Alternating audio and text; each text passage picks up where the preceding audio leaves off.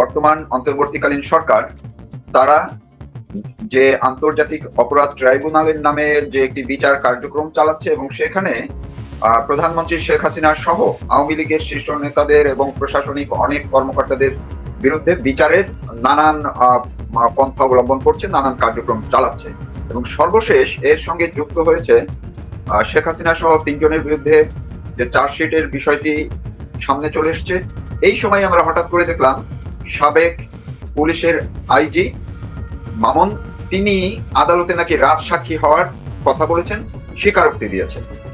তো আমরা জানি বিভিন্ন সরকারের সময় এই ধরনের ক্ষেত্রে বিশেষ করে কোন সরকারি কর্মকর্তা যখন রাজসাক্ষী হওয়ার মতো অবস্থায় যান, এর আগে তাকে দফায় দফায় রিমান্ডে নেওয়া হয়েছে এবং নানাভাবে তাকে হেনস্থা করার কথাও আমরা শুনেছি, দেখেছিও। এইসব নিয়ে আমি কথা বলার জন্য আমার সঙ্গে যুক্ত করেছি যুক্তরাজ্যের বিশিষ্ট আইনজীবী ব্যারিস্টার মনিরুল ইসলাম মঞ্জু, যিনি বাংলাদেশের দিকেও প্রতিনিয়ত খবর রাখছেন এবং নিজেও একটি চ্যানেল পরিচালনা করেন। প্রতিদিন তিনি সেখান থেকে বাংলাদেশের মানুষের জন্য, মানবাধিকারের জন্য তিনি কথা বলছেন, কাজ করছেন। মনিরুল ইসলাম মঞ্জু, আপনার কাছে একটু জানতে চাই, এই যে শেখ হাসিনার বিরুদ্ধে মামলার যে রাজসাক্ষী করা হলো, সেটা তিনি স্বেচ্ছায় হয়েছেন বা তাকে করা হয়েছে? আসলে রাজসাক্ষী কি, কার জন্য রাজসাক্ষী এবং কেন? শুরু করেন যদি আপনি। ধন্যবাদ আপনাকে, সেই সাথে ধন্যবাদ জানাচ্ছি পৃথিবীর নানা প্রান্ত থেকে যারা আমাদের এই অনুষ্ঠানটি দেখছে। আসলে বিষয় হচ্ছে কি, রাজসাক্ষীর যে ইস্যুটা, এটা কিন্তু বাংলাদেশ সহ পৃথিবীর নানান দেশের আইনে আছে। যারা অপরাধী তাদের মধ্যে যদি কোনো একজন উইলিংলি এসে নিজেকে সহ দোষী করে বাকিদের বিরুদ্ধে, অর্থাৎ তার সাথে সহ অপরাধী যারা আছে তাদের বিরুদ্ধে যদি সে স্টেটমেন্ট দেয়, সেই স্টেটমেন্টটিকে আমাদের দেশের রাজসাক্ষী হিসেবে বলে। এখন এই যে রাজসাক্ষী শেখ হাসিনার বিরুদ্ধে সাক্ষী দেওয়ার জন্য প্রথম কথা হচ্ছে যে মামুন সাহেব যাকে দিয়ে সাক্ষী দেওয়ানো হচ্ছে, তিনি কিভাবে সাক্ষী দিতে রাজি হলেন, কেন তিনি এই সাক্ষী দেবেন? দ্বিতীয়ত হচ্ছে আমাদের দেশে যে মামলাটি চলছে, শেখ হাসিনার বিচার যেখানে চলছে, এখানে এই বিচার চলার মতো কোনো অবস্থা আছে কিনা। আর 3 নম্বর বিষয়টা হচ্ছে এই বিচার বাংলাদেশের যেটা হচ্ছে এটা আদৌ কোনো বিচার কিনা। 3টা বিষয় আমি ভেঙে বলতে চাই। প্রথম কথাটা হচ্ছে যে মামুন সাহেবকে আমরা তো খবর পেয়েছি, কারণ হচ্ছে ওরা আমাদেরও তো দীর্ঘদিন মানুষ, আমরা ক্ষমতায় ছিলাম, প্রশাসনের নানা জায়গায়, রাজনীতির, সমাজের বিভিন্ন জায়গায় স্তরে আমাদের তো মানুষ রয়েছে, আমরা তো খোঁজ খবর পাই। তো সেখান থেকে আমরা যে খবর পেয়েছি সেটা হলো মামুন সাহেবকে বলা হয়েছে যে আমরা কুইক ডিসপোজ করে শেখ হাসিনা সহ কয়েকজনকে ফাঁসি দিতে চাই, সেই ফাঁসির কাজে আপনি সহযোগিতা করতে পারেন। যদি সহযোগিতা করেন আপনার দিকটা আমরা দেখব, আর যদি আপনি সহযোগিতা না করেন আপনাকে আমরা জামিন দেব, জামিন দিয়ে মত দিয়ে আপনাকে এবং আপনার পরিবারকে সহ কিল করে ফেলব। কাহিনীটা বুঝছেন? মানে তাকে থ্রেট দেওয়া হয়েছে যে আপনি হয় শেখ হাসিনার বিরুদ্ধে সাক্ষ্য দিবেন, আর তা না হলে আমরা এই যুদ্ধ অপরাধীর বিচার বা আন্তর্জাতিক অপরাধ ট্রাইব্যুনাল থেকে আপনাকে জামিন ব্যবস্থা করে দেব। করে দেওয়ার পরে আপনি জামিনে যাবেন, জামিনে যাওয়ার পরে মত দিয়ে আপনাকে হত্যা করব, আপনার ছেলে সন্তানকে হত্যা করব এবং আপনার স্ত্রীকে হত্যা করব। অর্থাৎ শুধু আপনি একা না, পুরো ফ্যামিলি ওয়াইপড আউট হয়ে যাবে। তখন এখন মামুন সাহেব চিন্তা করলেন যে আমি যদি মরে যাই, আমার যদি এখন নিয়ে যদি হ্যাং করে বা আমাকে যদি মত দিয়ে হত্যা করে, তাহলে তো আমি আর সার্ভাইভ করতে পারলাম না, আমি তো আর জাস্টিস পাওয়া বা ভবিষ্যতে কোনো সুদিনের আশায় থাকার সম্ভাবনা নাই। তাহলে এখন আমার জন্য পথ কি? আমার জন্য পথ 2টা, হয় আমি আত্মহত্যার মতো এই পথটা বেছে নেব যে আমাকে মত দিয়ে হত্যা করা হবে, আর তা না হলে আমি সাক্ষী দিব। তখন তিনি লেস মোরালের যে পথ, সেই পথটি বেছে নিলেন, বলেছেন যে আমি সাক্ষী দেব। কার বিরুদ্ধে? শেখ হাসিনার বিরুদ্ধে। তবু আমার জানটা বাঁচাও, আমার পরিবারকে বাঁচাও। এটা হচ্ছে আপনারা হিন্দি সিনেমায়, ইংলিশ সিনেমায় এবং বাংলা সিনেমায় দেখেছেন না, নায়কের পিতামাতাকে হাত পা বান্ধা এভাবে চাবুক দিয়া পিটায় আর নায়ককে বাধ্য করে যে তুমি এটা মেনে, তা না হলে তোমাকে পিটাবো। এটা একটা বাংলা সিনেমা, তবে বাংলা সিনেমার ওটাকে নিম্নমানের বাংলা সিনেমা, কথাটা হচ্ছে নিম্নমানের বাংলা সিনেমার অভিনয় হচ্ছে। এই নিম্নমানের বাংলা সিনেমা বাংলাদেশের মানুষ যেমন এটা বুঝতে পারছে, কারণ বাংলা সিনেমা দেখে তো বাংলাদেশের মানুষের অভ্যস্ত, বাংলাদেশের মানুষ বোঝে। ওই গাব্বার সিং এর হিন্দি সিনেমা সেটাও মানুষ দেখেছে, এই গাব্বার সিং বানাচ্ছে গাব্বার সিং এর সিনেমায়, এখন অভিনয় করাচ্ছে মামুনকে দিয়ে। এখন বিষয়টা হচ্ছে শেখ হাসিনার একটা ট্যাপ রেকর্ড বাইর হয়েছে, এই রেকর্ডটি সত্য কি মিথ্যা, জেনুইন কি নন জেনুইন, এই সম্পর্কে আমি কিন্তু এই সেকশনের লোক না, আমার কোনো নলেজ নাই, অভিজ্ঞতা নেই। আমার কিছু অবজারভেশন থাকতে পারে, কিন্তু এই সম্পর্কে আমার কোনো অভিজ্ঞতা নেই। এমন একটা জিনিস, শেখ হাসিনা ক্ষমতায় ছিলেন 16 বছর, 16 বছরে এর ভিতরে বিডিআর বিদ্রোহের ঘটনায় তাকে মানে কি বলে যে তিনি এই নির্দেশ দিতে হয়েছিল, গ্রেনেড হামলায় তাকে ওই যে আরেকটা গুলশানে যে হোলি আর্টিজানে যে হত্যাকাণ্ড হলো, জি, ওখানে তাদেরকে নির্দেশ দিতে হয়েছিল। এছাড়াও বাংলাদেশে প্রায় 47টি এই জঙ্গি আস্তানাতে হামলা করে তাদেরকে, জঙ্গিরা যেখানে মানে বোমা ফুটাই আর নিজেও মরছে, মানুষও মারছে, এইরকম অনেক জায়গায় তাকে নির্দেশ দিতে হয়েছিল। যদি তর্কের খাতিরে ধরে নেন যে এটা শেখ হাসিনার নির্দেশ, তো শেখ হাসিনা কি কলা খাওয়ার জন্য বাংলাদেশের প্রধানমন্ত্রী হয়েছে? বাংলাদেশের যখন প্রয়োজন, বাংলাদেশে যখন নির্দেশ দেওয়া প্রয়োজন, তখন তিনি নির্দেশ দিবেন না কেন? এই যে আমাদের দেশে যে সন্ত্রাসীরা আজকে ক্ষমতা দখল করছে, এই সন্ত্রাসীরা বলেছে আমরা যদি পুলিশ হত্যা না করতাম, আমরা যদি মেট্রো রেল না জ্বালাইতাম, আমরা যদি টিভি ভবনে আগুন না লাগাইতাম, তাহলে তো সরকারের পতন হতো না। তাহলে আপনি যখন টিভি ভবনে আগুন লাগাবেন, আপনি যখন মেট্রো রেলে আগুন দিবেন, শত শত মানুষের জীবন যখন হুমকির সম্মুখীন হবে, তখন রাষ্ট্রের দায়িত্ব কি কলা খাওয়া? মানে রাষ্ট্র কলা খাবে? পুলিশ কলা খাবে? একটুখানি আপনাকে একটু থামাচ্ছি। সেটি হচ্ছে, আপনি তো দীর্ঘদিন পর্যন্ত যুক্তরাজ্যে আইনজীবী হিসেবে আছেন, আইন পেশায় আছেন, এবং অন্যান্য দেশের সম্পর্কেও আপনার বেশ ভালো ধারণা আছে। অনেক ভালো, বেশ ভালোই ধারণা তো আপনার আছেই।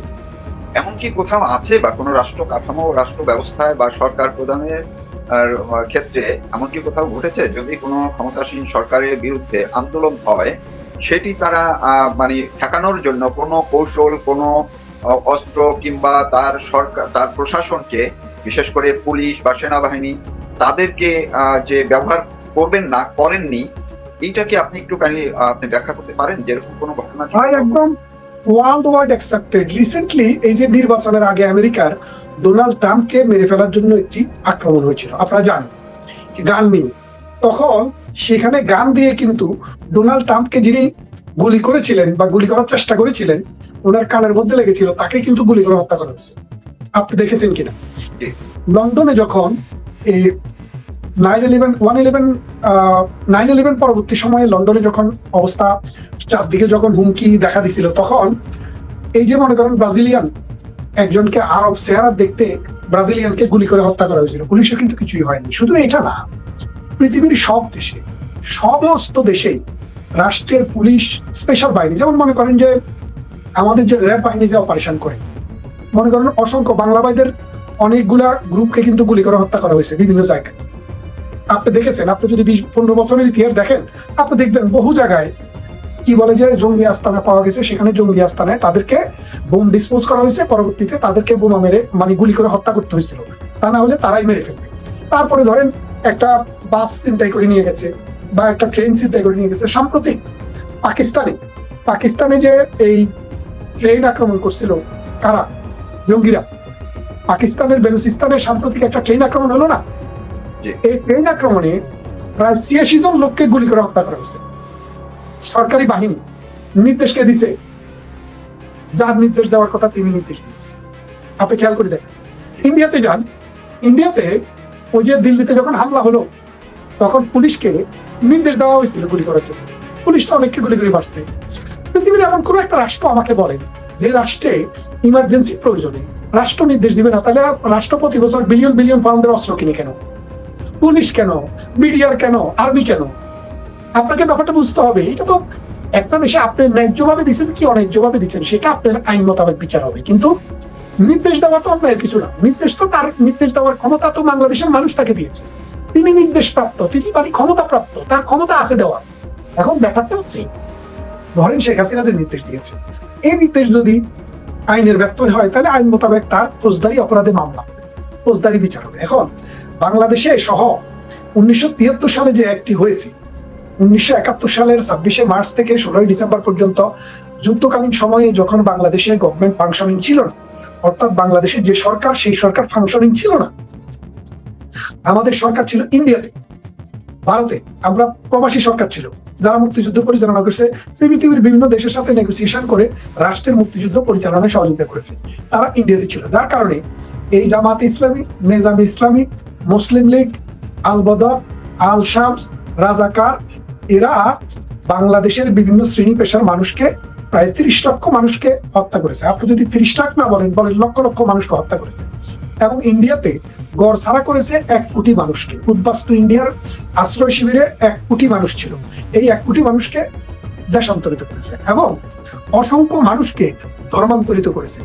একজন ভিকটিমের সাথে আমার সরাসরি কথা হয়েছে জীবদ্দশায়, যার নাম ছিল শেফালী ঘোষ। শেফালী ঘোষ আমাকে বলেছেন যে তিনি আমাদের যে যুদ্ধাপরাধী শাখা চৌধুরীর বউয়ের মাস্টার ছিলেন। তো 71 সালে তাদের সবাইকে যখন হত্যা করা হচ্ছে, তিনি সালাউদ্দিন কাদের চৌধুরীর বাড়িতে গিয়ে আশ্রয় নিয়ে বললেন যে আমাদের জীবন বাঁচান। শেফালী ঘোষের সাক্ষাৎকার আমি নিয়েছিলাম। তখন সেখানে শেফালী ঘোষ বললেন যে আমি তখন ওনাদের হাতে পায়ে ধরে বললাম আমাদের জীবনটা একটু ভিক্ষা দেন। তখন আমাকে বললো যে ঠিক আছে, তুমি মুসলমান হয়ে যাও। আমি মুসলমান হয়েছিলাম। কখন? 1971 সালে তিনি মুসলমান হয়েছেন। মুসলমান হয়ে পরবর্তীতে জীবনটা ভিক্ষা পেয়ে ইন্ডিয়াতে গিয়ে স্বাধীন বাংলা বেতার কেন্দ্র জয়েন করেছেন। তাহলে এইভাবে দেশান্তরিত হওয়া, ধর্মান্তরিত হওয়া, গণিমতের মাল হিসাবে এই পাকিস্তানি বাহিনীর হাতে তুলে দেওয়া, লুণ্ঠন, লুপ্তরাজ, হত্যা, দর্শন, বিশেষ করে একটা বিশেষ শ্রেণীকে, অর্থাৎ হিন্দু দেখলেই লুঙ্গি খুলে ত্যাগ করে কাটা আছে কিনা, তারপরে যাইয়া তাকে হত্যা করে। তো এইরকম অবস্থায় আমি বলছিলাম যে পৃথিবীর যেসব দেশে যুদ্ধাপরাধের বিচার হয়েছে বা মানবতাবাদের বিরোধীর বিচার হয়েছে, আপনি টোকিও ট্রায়ালে যান। টোকিও ট্রায়ালে কাদের বিচার হয়েছে? হিদেকে তোজো সহ যুদ্ধের সাথে যারা সরাসরি যুদ্ধকালীন সময় দ্বিতীয় বিশ্বযুদ্ধের সাথে জড়িত ছিল তাদের বিচার হয়েছে। আপনি জার্মানিতে নুরেনবার্গ ট্রায়ালে যান, নুরেনবার্গ ট্রায়ালে কাদের বিচার হয়েছে? যারা যুদ্ধের সময় অপরাধ করেছে তাদের বিচার হয়েছে। আপনি ক্যাম্বোডিয়াতে যান, ক্যাম্পোসিয়াতে যান, লাওসে যান, ওখানে কাদের বিচার হয়েছে? ক্যাম্বোডিয়াতে বিচার হয়েছে যে এই যে নরদম সিয়ানুক যখন আসে ক্ষমতা, ওই যে ওখানে পল পট সহ এরা যে যুদ্ধ অপরাধ করেছে তাদের বিচার হয়েছে, মানবতা বিরোধী অপরাধের বিচার হয়েছে। রুয়ান্ডাতে বিচার হয়েছে, কাদের বিচার হয়েছে? যুদ্ধকালীন সময়ের বিচার হয়েছে। তারপরে আপনি দেখেন এই রাদোভান কারাজিস এবং স্লোবোদান মিলোসেভিচ এই বসনিয়া হার্জেগোভিনাতে বেলগ্রেডে কাদের বিচার হয়েছে? যুদ্ধ সময়ের বিচার হয়েছে। অর্থাৎ আজকে পর্যন্ত পৃথিবীতে জাতিসংঘের অধীনে বা ইন্ডিপেন্ডেন্টলি, এবং আপনারা জানেন যে এই ইয়েতে আইকম্যানের বিচার হয়েছে কোথায় হয়েছে? ইসরায়েলে। কিসের জন্য? যুদ্ধ অপরাধের জন্য।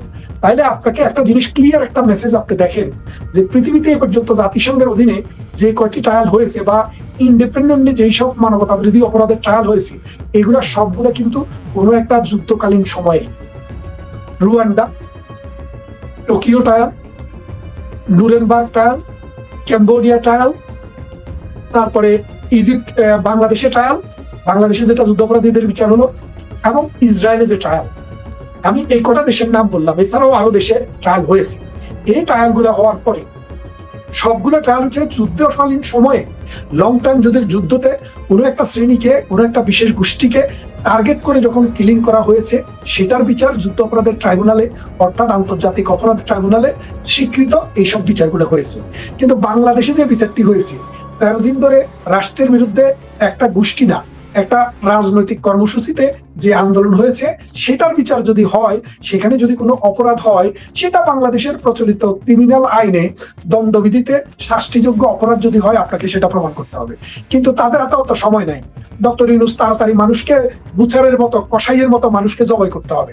এই মামুন হলো তার সাক্ষী, মামুন হলো তার প্রমাণ। কারণ মামুনকে অলরেডি বলে দিয়েছে যে তুমি কোন দিকে যাবা জানি না, তোমাকে আমরা 6 মাসের মধ্যে ট্রায়াল করে মৃত্যুদণ্ড দিয়ে দেবো, হয় 5 হোক নাইলে সাক্ষী দাও। তখন মামুন আবার একটু ইন্টারাপ্ট করছি এই পয়েন্টটায়। এই যে ধরুন গণভবনে শেখ হাসিনা থাকতেন, গণভবনে অ্যাজ এ প্রধানমন্ত্রী। তো শেখ হাসিনা যখন থেকে জানতে পারলেন তাকে উৎখাতের জন্য এই ছাত্র আন্দোলনের নামে মূলত গণভবন ঘেরাও করা হবে এবং গণভবন ঘেরাও করে তাকে উৎখাত করা হবে কিংবা তাকে হত্যা করা হতে পারে ইত্যাদি ইত্যাদি।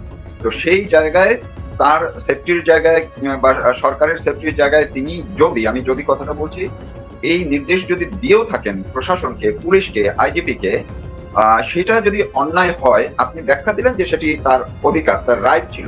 এখন উদাহরণের জন্য বলছি আমি একদমই, এই যে ডক্টর ইনূস যেই ভবনে বসবাস করেন যমুনায়, এখন যদি যেভাবে মব ভায়োলেন্স হচ্ছে, ওইখানে যদি কোনো একটা আবার আন্দোলন গড়ে ওঠে, যেহেতু বলা হচ্ছে যে আর একটা 5 আগস্ট হবে, আর একটা অভ্যুত্থান হবে, যদি যমুনা কেন্দ্রিক এরকম কোনো অ্যাকশনে এই মব পার্টিরা যায়, তার লোকজনই যদি যায়, তখন উনি কি করবেন? উনি কি বসে থাকবেন, বা ওনার কি করা উচিত হবে? এবং উনি যদি তখন গুলির নির্দেশ দেন, সেটা কিভাবে দেখা হবে? আপনার এটা সাধারণ মানুষ আমরাও আসলে বুঝতে পারি না অনেক সময়। আপনি তো আইনজ্ঞ, যদি আপনি এই ব্যাখ্যাটা দেন। ধন্যবাদ আপনাকে। আপনাকে বলি, ওই যে সারের জন্য একটা আন্দোলন হয়েছিল বেগম খালেদা জিয়ার আমলে, আপনার মনে আছে?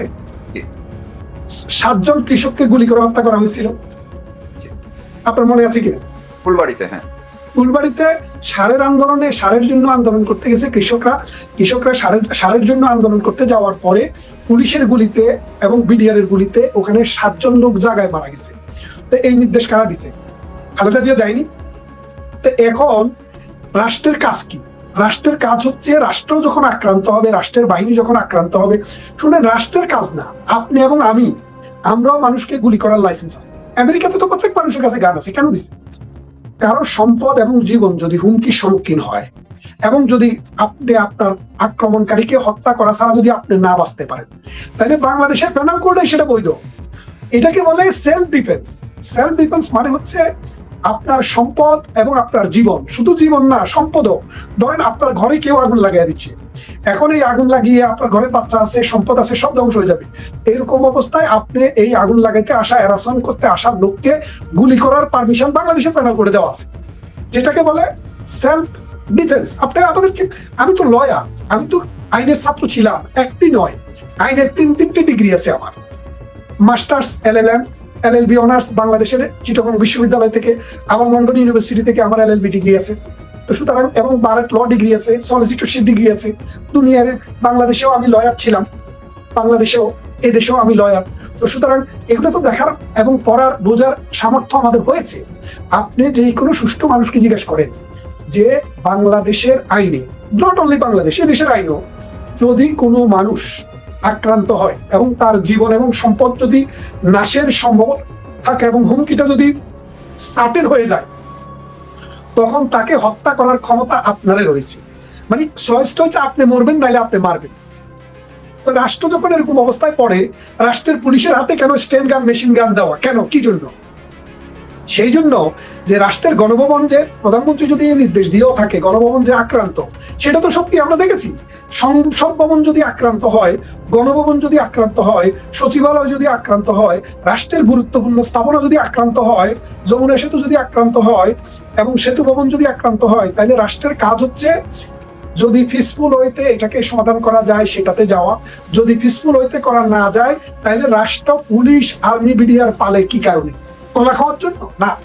এই হত্যা করতে যারা আসবে, নির্যাতন করতে যারা আসবে, ধ্বংস করতে, ভাঙচুর করতে যারা আসবে, তাদেরকে প্রতিহত করার জন্য। সুতরাং প্রধানমন্ত্রী যদি কোনো নির্দেশ দিয়েও থাকেন, সেটা বৈধ নির্দেশ এবং এটাই হওয়ার কথা ছিল।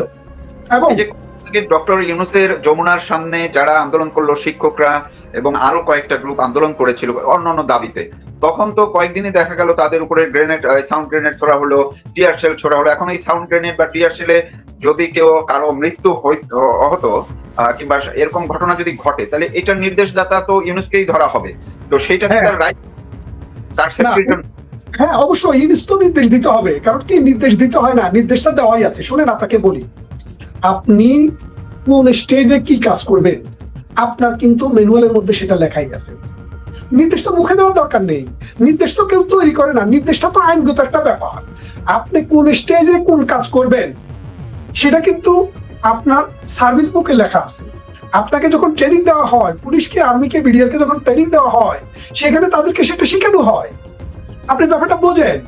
নির্দেশ দেওয়ার কোনো ইস্যু নাই, তো নির্দেশ দেওয়ার দরকার নেই। যে কোন মাত্রা গেলে কি করবে সেটা কিন্তু অলরেডি নির্দিষ্ট করে দেওয়া আছে। বুঝতে পারছি কিনা আপনাকে?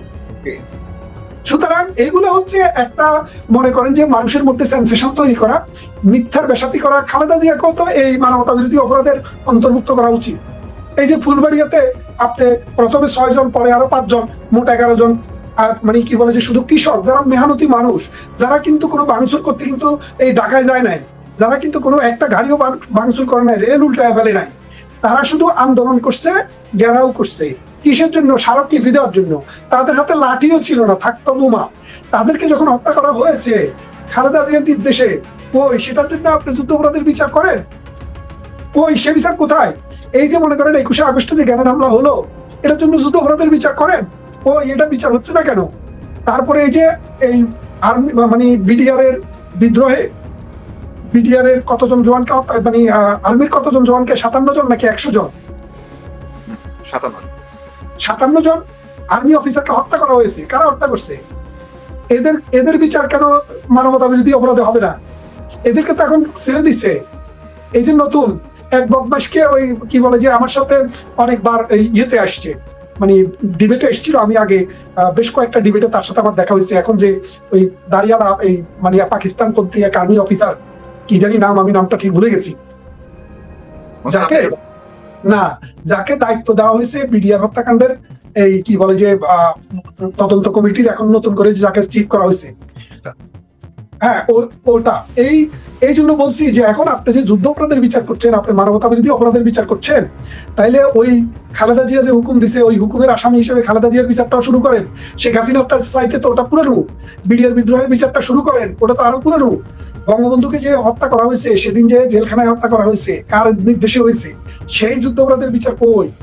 সেই জন্য বলছি বিচারের যে কনসেপ্ট আপনি যদি দেখেন যে হ্যান্সার্ড, পার্লামেন্টারি হ্যান্সার্ড হলো কি, পার্লামেন্টে যখন কোনো আইন পাশ হয় তখন যে আলাপ আলোচনা হয় এটাকে বলে হ্যান্সার্ড। আপনি 1973 সালে ওই আইন পাশ করার আগে যে আলাপ আলোচনা হয়েছে ওই হ্যান্সার্ডটা একটু দেখেন, ওখানে কিন্তু সুনির্দিষ্টভাবে বলা হয়েছে 1971 সালে 26শে মার্চ থেকে 16 ডিসেম্বর পর্যন্ত সময়ের ভিতরে যে অপরাধ সংঘটিত হয়েছে সেই অপরাধের বিচার করার জন্য, মানবতা বিরোধী অপরাধের বিচার করার জন্যই কিন্তু আন্তর্জাতিক অপরাধ আদালতের এই আইনটি করা হয়েছে। এখন বাংলাদেশে যে বিচারটা এখন করা হচ্ছে জুলাইয়ের বিচার, সেই বিচারের সাথে 1971-এর কোনো মিল নাই, সম্পর্ক নাই। এটা হচ্ছে হুমায়ুন আজাদ বলেছিল আর কিছুদিন পরে বাংলাদেশের মুক্তিযোদ্ধাদের বিচার করবে 71-এর মহান মুক্তিযুদ্ধ করার জন্য কারা, রাজাকাররা। সেটাই হয়েছে। তিনি তো দার্শনিক ছিলেন, দার্শনিকের কথা, তার কথা আমরা দেখতে পাচ্ছি। এখন বিষয়টা দেখেন, এখন যে মামুনকে নিয়ে আমাদের আজকের আলোচনা, যে রাজসাক্ষী, তিনি রাজসাক্ষী হয়েছেন, তার কোনো উপায় ছিল না। তিনি কি তার চোখের সামনে তার বাচ্চাকে গলা কেটে হত্যা করবে? আমরা তো মানে পাথর যুগে চলে গেছি, মধ্যযুগের আগে প্রস্তর যুগ ছিল, প্রস্তর যুগ, তাম্রযুগ, লোহযুগ। সেই লোহযুগে আইসা আমরা আবার ওই প্রস্তর যুগে ফিরে গেছি, যে মধ্যযুগীয় তাইফের জঙ্গলে যেরকম হইতো, সেই পাথর দিয়ে হত্যা করছে মানুষকে, পাথর দিয়ে পিটাইয়া মাথা পিটাচ্ছে মানুষের, আর এর মদত দিচ্ছে ইউনূস সরকার। আর সেই রাজাকার সন্তান তাজুলকে দিয়া এই 71-এর ঘাতক দালালদের পক্ষে বাংলাদেশের মুক্তিযুদ্ধের সপক্ষের মানুষকে ফাঁসি দেওয়ার জন্য যুদ্ধ অপরাধের মামলার বিচার করছে এই 2024-কে দিয়া। তো সুতরাং এই বিচার এই দেশে বাস্তবায়িত হবে না। আর যদি এই বিচার বাস্তবায়িত হয়, গড়ে গড়ে যুদ্ধ অপরাধের বিচার করব আমরা। এই তাজুল সহ, এই ইউনূস সহ, 420 ফারুকী সহ, এই আসিফ নজরুল সহ, শুধু তাদেরকে না, তাদের গোষ্ঠীদেরকে শুদ্ধ ধরে এনে যুদ্ধ অপরাধের বিচারে আমরা অ্যাঙ্ক করব, আমরা যদি বেঁচে থাকি। তো এই জায়গাটিতে আপনার এই যে মামুন, আব্দুল আল মামুন, যিনি আইজিপি ছিলেন, যিনি এখন রাজসাক্ষী হওয়ার কথা বলেছেন, আচ্ছা ধরলাম ওনাকে হুমকি ধমকি দিয়ে, থ্রেট দিয়ে রিমান্ডে নিয়ে আপনি যেই কথাগুলো বললেন, ভয় দেখিয়ে তাকে রাজি করানো হলো, এখন উনি সাক্ষীটা কি দেবেন? কারা ওনাকে শিখিয়ে দিবে বা কি সাক্ষী দিবেন? উনি কি নিজ থেকে কিছু বলবেন, নাকি ওনাকে কোনো দেওয়া হবে, ফরমাইশ দেওয়া হবে যে এইগুলো বলো? তো সেইটা উনি কি দিবেন, কার জন্য সাক্ষী দিবেন? না, উনি মানে মনে করেন যে উনি সাক্ষী দিবেন মানে শেখ হাসিনার বিরুদ্ধে সাক্ষী দিবেন, যে শেখ হাসিনা আমাকে নির্দেশ দিছে অমুক অমুক মানুষকে আমি মারছি, গুলি চালাইছি। উনি স্বীকার করবেন, কিন্তু উনি বেঁচে যাবেন কেন? ওনার সাথে একটা এগ্রিমেন্ট হবে, সেই এগ্রিমেন্ট অনুসারে তিনি বেঁচে যাবেন আর অন্যরা মারা যাবেন। বলবে জাজ তখন বলবে যে যে হত্যা করছে সেই এটা স্বীকার করছে, তার নির্দেশদাতার নাম বলছে, সুতরাং আমরা এটা নির্দ্বিধায় বিচার করতে পারি। সুতরাং এখানে কেউই মুক্ত না। এখানে যারা যারা আছে এই পুরো সিস্টেমে, এই হত্যাকাণ্ডের সাথে যারা যারা, এই বুচার কাণ্ডের সাথে, এই কসাইগিরির সাথে যারা যারা জড়িত থাকবে, তাদের সবার জীবন দেশে এবং বিদেশে বিপদ সংকুল হয়ে যাবে। কারণ পৃথিবীর মানুষ এখন কাঁচা মাছ খায় না, মাছ কিন্তু মানুষ ভেজে খায়, মাছ এখন মানুষ রান্না করে খায়। কাঁচা গরুর মাংস মানুষ খায় না, মানুষ মশলা দেয়, আগুন দেয়, রান্না করে খায়। সুতরাং এটা মনে রাখেন, বাংলাদেশে যারা এই অলিক স্বপ্ন দেখছে, তারা হয়তো কিছু কিছু মানুষকে জোর করে হত্যা করতে পারবে, কারণ তারা তো অনেকদিন থেকে হত্যা করছে। এই গত কদিন থেকে 400-450 আওয়ামী লীগ কর্মীকে তো অলরেডি হত্যা করা হয়েছে। এই হত্যা তাদের চলতে থাকুক, কিন্তু এই বাংলাদেশের মানুষ এটাকে এমনি ছেড়ে দিবে না, এর বিচার হবেই হবে। আমি প্রশ্ন একটু জানার জন্য, কারণ আমি মনে করি যারা আমার সঙ্গে এখন আছেন কিংবা পরে দেখবেন, এই আইনগত বিশ্লেষণগুলো আপনি যেভাবে করছেন, এটি সাধারণ মানুষেরও হয়তো জানার একটা দুয়ার খুলে যাবে আর কি। সেটি হচ্ছে উনি যদি এই সরকারের প্রভাবে বা আদালতে কিংবা রিমান্ডে যেভাবে হোক উনি রাজসাক্ষী দিলেন শেখ হাসিনার বিরুদ্ধে, বললেন যে হ্যাঁ শেখ হাসিনা আমাকে নির্দেশ দিয়েছেন বা আমাদেরকে নির্দেশ দিয়েছেন, আমরা এটি বাস্তবায়ন করেছি। কিন্তু মাঠ পর্যায়ে তো গুলি করেছেন ওনারা, মাঠ পর্যায়ে আন্দোলন ঠেকাতে গিয়েছে তারা, গুলির মানে সরাসরি বাস্তবায়ন করেছে তারা। তো শেষ পর্যন্ত আইনটা কি, যে উনি যদি নিজে স্বীকার করেন যে শেখ হাসিনা আমাকে নির্দেশ দিয়েছেন গুলি করতে, আমি গুলি করেছি, তাতে কি ওনার একেবারেই ওনাকে খালাস দিয়ে দিবে? না, ওনাকে খালাস দেওয়ার সুযোগ নাই, ওনার শাস্তিটা কম হবে। মনে করেন 10 বছরের কারাদণ্ড দিল, জামাই আদরে রাখবে এরকম একটা হলো, তারপরে প্রেসিডেন্ট দিয়ে ক্ষমা করাই দিল, কথা বলেন নাই? তাদের হাতে, তাদের তো অপশন আছে। অপশন আছে বলতে এখন তো রাষ্ট্রকে তারা মানে রেপ করতেছে। এখন হাত পা বেঁধে যখন রাষ্ট্রকে রেপ করতেছে, রাষ্ট্রের তো হাত পা খোলার কোনো সুযোগ নাই। এখন তো রাষ্ট্র জিম্মি, আইন হচ্ছে জিম্মি, বিচার বিভাগ জিম্মি, মানুষও জিম্মি। এই জিম্মি অবস্থায় 71-এর রাজাকার আলবদরেরা দেশটাকে চাপিয়ে ধরছে। আমরা মনে করেন দীর্ঘদিন এই দেশকে স্বাধীন করার পরে আমরা এগিয়ে নিয়েছি, কিন্তু আমাদের যে ধর্মান্ধ জাতি, আমাদের যে ধর্মান্ধ মানুষ, তারা তো এক পাও আগায় নেই। তারা ওই 71 সালের আগে যাচ্ছে, এখনো তাই আছে। তাদের তো উপর থেকে নির্দেশ আসে, সেই নির্দেশে তারা এই অপকর্ম করছে। আর আমরা যারা মাটির মানুষ, এই পৃথিবীর মানুষ, সাধারণ মানুষ, আমরা এই বিচার করব। এটা একদম সোজা কথা। আমরা তো আদালতে অনেক সময় দেখি যে এই যখন রিমান্ডের পরে আদালতে গিয়ে এই স্বীকারোক্তি দেয়, কিন্তু পরবর্তীতে উচ্চ আদালতে বা অন্য জায়গায় গিয়ে তখন বলে যে আমাকে নির্যাতন করে স্বীকারোক্তি নেওয়া হয়েছে, জোর করে স্বীকারোক্তি নেওয়া হয়েছে। তো এই সাবেক আইজিপি মামুন উনি যদি উপরের কোথাও এটা আবার বলেন, তখন কি হবে? তখন এটা বাদ হয়ে যাবে। কথাটা বোঝেন, মনে করেন যে কম্পালশনের মাধ্যমে যদি কোনো সাক্ষ্য নেওয়া হয়, বাংলাদেশের এভিডেন্স অ্যাক্ট অনুসারে, according to the evidence act of Bangladesh, যে কম্পালসিভ কোনো evidence is not evidence at all. বাইরে তারা এই বিচার ব্যবস্থাটাকে পর্যবেক্ষণ করছে, আমরা জানি অনেকগুলো সংস্থা পর্যবেক্ষণ করছে, তারা কি এই জিনিসটা দেখবে যে একজন আইজিপি, সাবেক আইজিপি কিভাবে বা কেন, নেপথ্যে কি যে তিনি রাজসাক্ষী হলেন?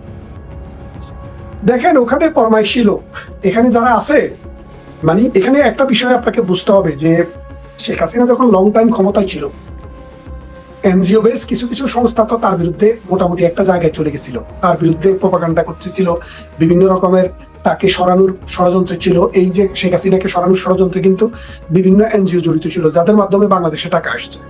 এখন যারা ওই ওখানে মনিটর করতে যাচ্ছে, এরা ওরাই। সুতরাং ওদের কোনো কথাকে আমরা খুব একটা গুরুত্ব দেই না। আমরা গুরুত্ব দেই আইনকে এবং বাংলাদেশের মানুষকে। আওয়ামী লীগের যে পজিটিভ শক্তি আছে, সেই শক্তিকে, ওই শক্তির মাধ্যমেই আমরা বেরিয়ে আসব এবং এই বাংলায় এই অপরাধীদেরকে, এই অন্যায়কারীদেরকে, এই হত্যাকারীদেরকে, জঘন্য অপরাধীদেরকে আমরা বিচার করে এই দেশে দেব।